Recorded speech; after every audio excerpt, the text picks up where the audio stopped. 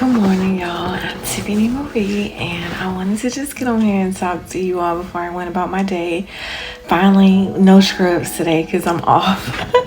But listen, I wanted to share something with y'all that is very near and dear to my heart, and that is learning how to truly love yourself. Growing up, I always felt like I was never good enough. This didn't come from my parents, my mother, and I was raised by my stepfather. My biological father, we didn't have a relationship, as a young girl. And I oftentimes wondered, why? What could I have done differently? I remember even making up stories, as a child to my classmates to say he was off, or he lived in another state that was long away from here, or I can't even remember all the things that I came up with or created just to make it feel like I was okay with not being actively involved in my biological father's life. And so that's where it began, feeling neglected, feeling rejected, I guess would be the more appropriate word. So, carrying that along, I am just so thankful that I had parents who really truly loved and nurtured me and covered me as I grew. I knew that I was always destined for something great, but there were so many obstacles that came up along the way, so many hurdles, so many things that I had to get through. And I was like, what is all of this fight about? Why nothing ever comes easy for me, right? Nothing. I mean, I've had 2 failed marriages that ended, and that really takes a hit on you as a woman. It really takes a hit on you and to make you feel like you're not good enough again. So it was just one thing after another, literally growing up.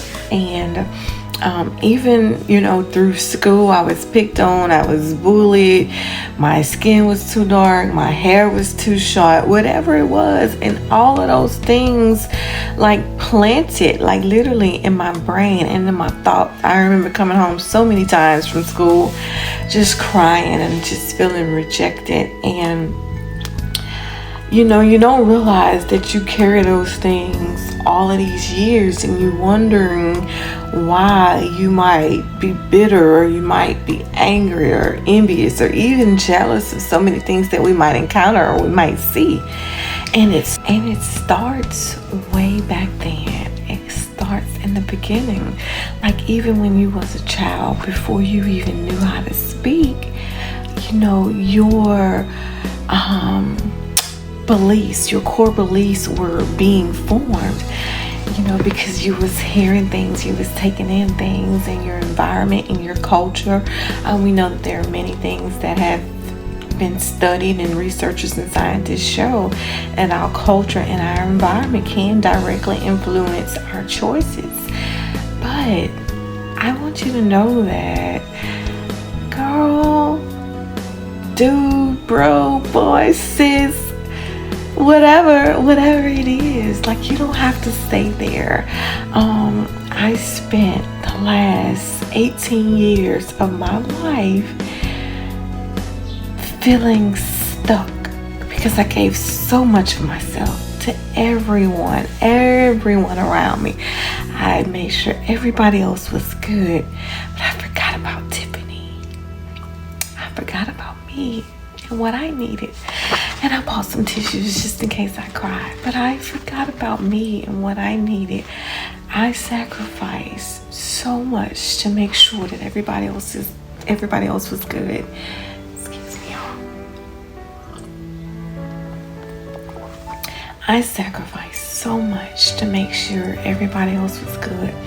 Whether that was people in my family, people on the job, in my marriages, I always gave. And I'm not saying that my marriages were all bad. That's not what I'm saying. But they did end. And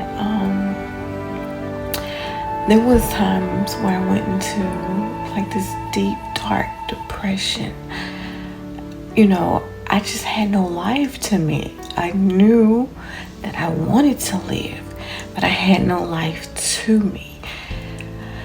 I didn't have my covering or my head pouring back into me. Hold on, y'all.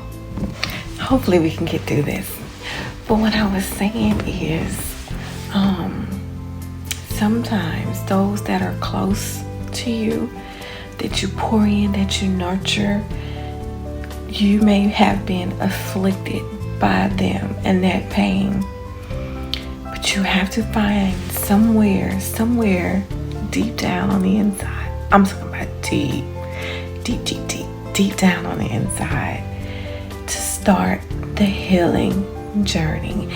There is nothing more fulfilling than pouring into yourself like you have poured into others. I'm going to repeat that again.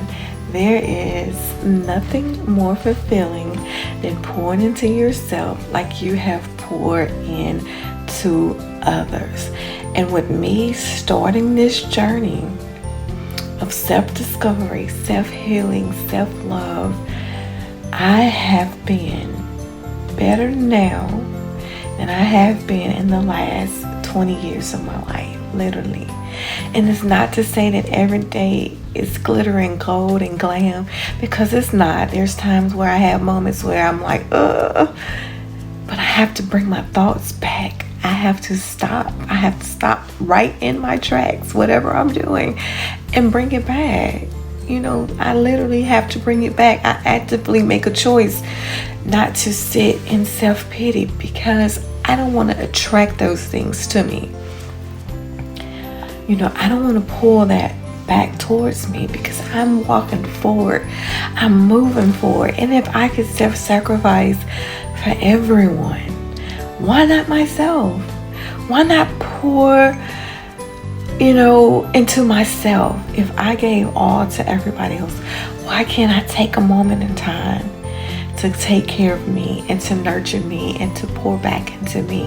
And that's what I choose to do. And my journey started initially with what I was eating. It's just like my desire for meat, or particularly beef, just left. It just left. And I was still trying to eat it, but I just didn't feel right eating it anymore. And then later on, I watched a video and it was showing, what meat does once you eat it, and the desire for meat, period, just left. It was no longer a struggle. It literally just left.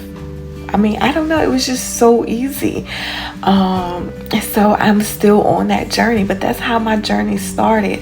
And then I started looking within myself. I had to cut off some ties. Cutting off those ties, you really learn who people are. And you realize that some people really just never had your best interest at heart. It was all about what you can do, what you can give, but that's neither here nor there, because it's not worth it. It's not worth my brain power. It's not worth my mental. It's not worth my energy anymore. And when cutting off those ties, I had people scandalize my name. I had people lie on me.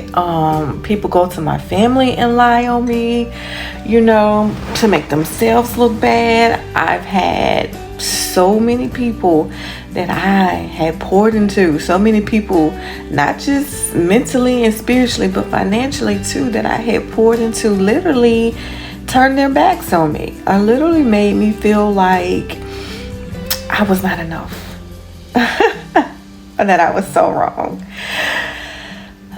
This is so healing. I'm telling you, when you really just submit to God, to His will, to His way, to lead and direct you in spite of, He will have you doing some things that you like, why me? Why I always got to be the one to ask for forgiveness? Or why I didn't even do anything wrong?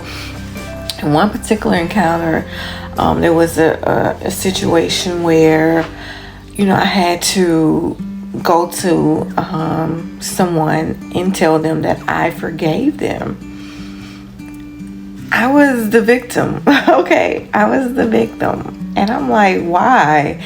They should be coming to me asking for forgiveness. But it was just in me, in my soul, and my spirit, because I knew that I ultimately had to let it go. The offense that occurred was the offenses of the two people that was involved. And I don't know why I had to go to them and forgive them.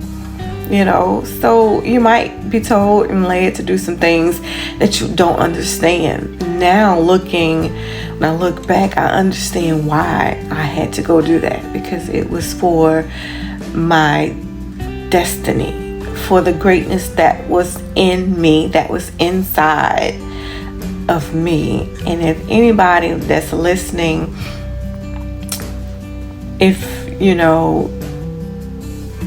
I don't even know how to say this. Anybody who is listening, if you feel like you've been led to do that, just do it. Just ask for guidance, and you'll have the way to be led, to ask for guidance. But I'm going to end here. I have a lot to do.